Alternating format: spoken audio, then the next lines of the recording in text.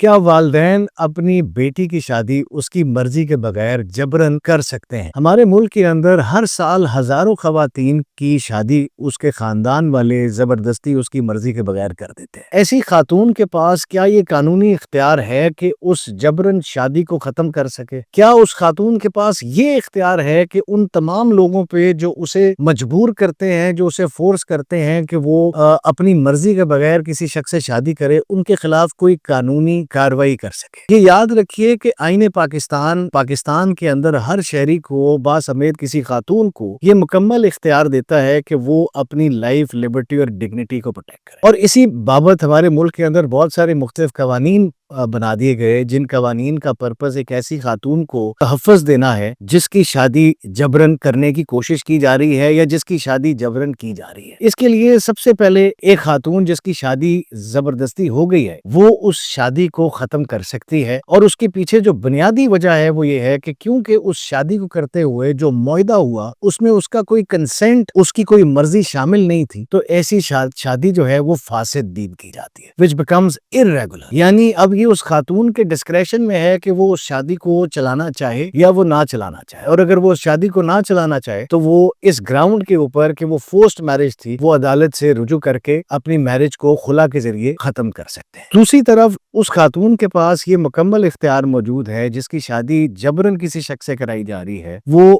498B کے اندر of the Pakistan penals code ہر اس شخص کے اوپر جو انہیں مجبور کرتا ہے، جو انہیں قائل کرتا ہے، جو انہیں پابند کرتا ہے کہ وہ اپنی مرضی کے بغیر شادی کرے، ان کے خلاف قانونی کارروائی کر سکتے ہیں، جس کی کم از کم سزا 5 سال اور میکسیمم سزا 10 سال ہے، اور اس کے ساتھ 5 لاکھ روپے جرمانہ بھی ایسے شخص کے اوپر